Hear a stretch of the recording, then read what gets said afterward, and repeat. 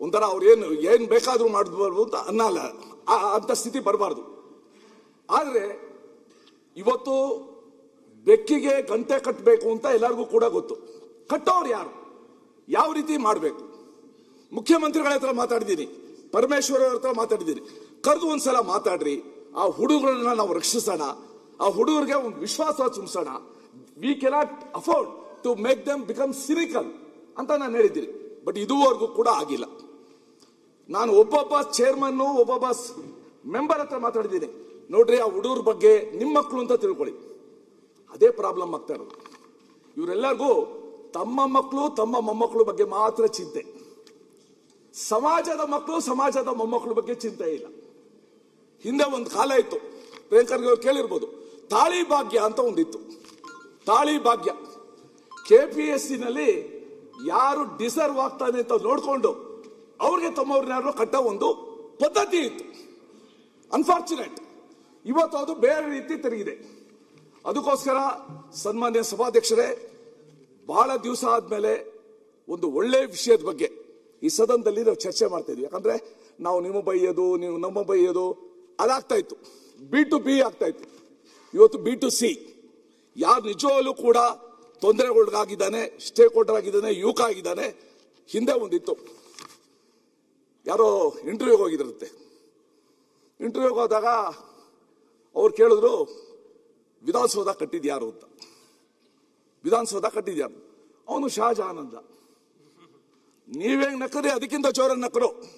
ಅದಕ್ಕೆ ಅವನು ಹೇಳ್ದ, ವಿಧಾನಸೌಧ ಕಟ್ಟಿದ್ ಕೆಂಗಲ್ ಹನುಮ ಅಂತ ಇದ್ರೆ ಕೆಲಸ ಕೊಡ್ತೀರಾ ನೀವು ಅಂದ.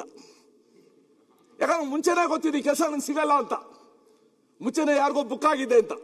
ಇದು ಹಳೇದೊಂದು ಮಾತು. ಆದರೆ ಇವತ್ತು ಕೂಡ ಸುನೀಲ್ ಕುಮಾರ್ ಅವರು ಹೇಳಿರೋದನ್ನ ಪ್ರತಿಯೊಂದೂ ಕೂಡ ನಾನು ಪುನರುಚ್ಚರಿಸದೆ ಸಮರ್ಥಿಸ್ಕೊಂಡು, ನಿಮ್ಮ ಮೇನ್ ಎಕ್ಸಾಮ್ ವ್ಯಾಲ್ಯೂಯೇಷನ್ ಹೇಗಾಗತ್ತೆ, ಆ ವ್ಯಾಲ್ಯೂಯೇಟರ್ಸ್ ಯಾರಾಗ್ತಾರೆ, ನಿಮ್ಮ ಹತ್ರ ಏನಾದರೂ ಕೂಡ ಒಂದು ವ್ಯಾಲ್ಯೂಯೇಟರ್ಸ್ದು ಬ್ಯಾಂಕ್ ಅಂತ ಮಾಡಿ ಅವ್ರನ್ನ ವ್ಯಾಲ್ಯೂಯೇಷನ್ ಮಾಡಕ್ ಬಿಡ್ತೀರಾ? ಅಥವಾ ಹಿಂದೆ ಯಾರು ಉತ್ತಮವಾಗಿ ಕೆಲಸ ಮಾಡಿದ್ದಾರೆ ಕಾರ್ಯದರ್ಶಿಗಳು, ಅವ್ರು ಒಂದ್ಸಲ ಕರೆದು KPSC ನಲ್ಲಿ ಏನ್ ಲೋಪದೋಷ ಇದೆ, ಏನ್ ಮಾಡಬೇಕು ಅಂತ ನಾವೇನೋ ಯೋಚನೆ ಮಾಡ್ತೀವ. ಸೊ ಅಲ್ಟಿಮೇಟ್ಲಿ ಜಪಾನಲ್ಲಿ ಒಬ್ಬ ಇದ್ದ, ಅವನು ಹೇಳ್ದ, ದೇಶ ಹಾಳಾಗೋದು ಬಾಂಬ್ಗಳಿಂದ ಅಲ್ಲ, ನಮ್ಮ ಯುವಕರನ್ನ ಕಳ್ಕೊಂಡ್ರೆ ಅಂತ. Once we lose hour youth force, ಯಾವುದು ಬೇರೆ ವ್ಯಸನಗಳಿಗಿರ್ಬೋದು ಅಥವಾ ಸಿರಿಕತನಕ್ಕಿರ್ಬೋದು, ಬಹಳ ತೊಂದರೆ ಆಗ್ತದೆ. ಈ ದೃಷ್ಟಿಯಿಂದ ನಾನು ಒಂದು ಶಾಶ್ವತವಾದ ಪರೀಕ್ಷಾ ಮೌಲ್ಯಮಾಪಕರ ಮಂಡಳಿಯನ್ನ ರಚಿಸಿ, ಒಂದು ವ್ಯಾಲ್ಯೂಯೇಷನ್ ಒಂದು ಪರ್ಮನೆಂಟ್ ಒಂದು ಬಾಡಿ ನಡೆಸಿ, KPSC ನಡೆಸುವ ಎಲ್ಲಾ ಪರೀಕ್ಷೆಗಳಿಗೆ ಇಲ್ಲಿಂದ ಮೌಲ್ಯಮಾಪಕರನ್ನ ನಾವು ಉಪಯೋಗಿಸ್ಕೋಬಹುದಾ ಅಂತ ದಯವಿಟ್ಟು ಯೋಚನೆ ಮಾಡಿ.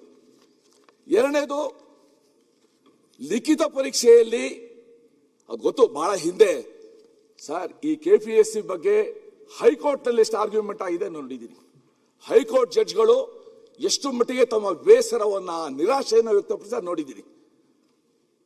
ಮೇಯ್ನಲ್ಲಿ ಒಳ್ಳೆ ಮಾರ್ಕ್ಸ್ ತಗೋತಾರೆ, ವೈಭವ್ನಲ್ಲಿ ಅತ್ಯಂತ ಕಡಿಮೆ ಮಾರ್ಕ್ಸ್ ಅವರು ಕೊಡ್ತಾರೆ. ಮೇಯ್ನಲ್ಲಿ ಅತ್ಯಂತ ಕಡಿಮೆ ತಗೊಂಡಿರ್ತಾರೆ, ವೈಭವ್ನಲ್ಲಿ ಅತ್ಯಂತ ಹೆಚ್ಚಿಗೆ ಮಾರ್ಕ್ಸ್ ತಗೊಂಡು ಅವ್ರು ಪಾಸ್ ಆಗಿಬಿಡ್ತಾರೆ.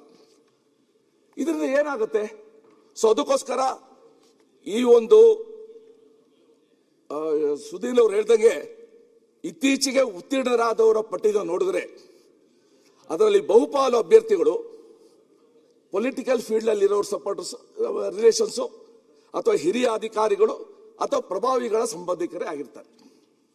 ಆದುದರಿಂದ ನಾನು ನೋಟಿಫಿಕೇಶನ್ ಯಾವಾಗ ಆಗುತ್ತೆ, ಆಮೇಲೆ ಪ್ರಿಲಿಮಿನರಿ ಎಕ್ಸಾಮ್ ಯಾವಾಗ ಆಗುತ್ತೆ ನೋಡ್ಬಿಟ್ರೆ ನೀವು ಎಷ್ಟೋ ಜನ 35-40 ವರ್ಷ ದಾಟ್ಬಿಟ್ಟಿದ್ದಾರೆ, ಏಜ್ ಲಿಮಿಟ್ ಆಗೋಗ್ಬಿಟ್ಟಿದೆ.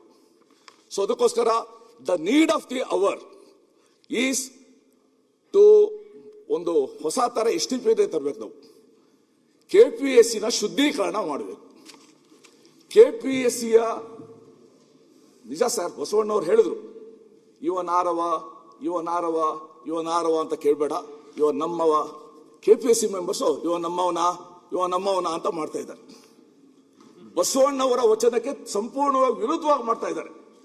ಈ KPSC ಎಲ್ಲಿವರೆಗೂ ನಾವು ಅದಕ್ಕೆ ಸರಿಯಾದ ಒಂದು ಟ್ರೀಟ್ಮೆಂಟ್ ಕೊಡೋದಿಲ್ಲ, ನಮ್ಮ ಸಮಾಜ ಹಾಳಾಗುತ್ತೆ, ಯುವಕರು ಹತಾಶರಾಗ್ತಾರೆ, ನಾಡಿಗೆ ಆಡಳಿತ ಯಂತ್ರಕ್ಕೆ ಒಳ್ಳೆ ಅಧಿಕಾರಿಗಳು ಸಿಗೋದಿಲ್ಲ. ಈ ದೃಷ್ಟಿಯಿಂದ ನಾವೆಲ್ಲ ಒಟ್ಟಿಗೆ ಸೇರ್ಕೊಂಡು 1 point program to purify KPSC ನ ಶುದ್ಧೀಕರಣ ಮಾಡೋಕೆ ಕ್ರಮ ತಗೋಣ.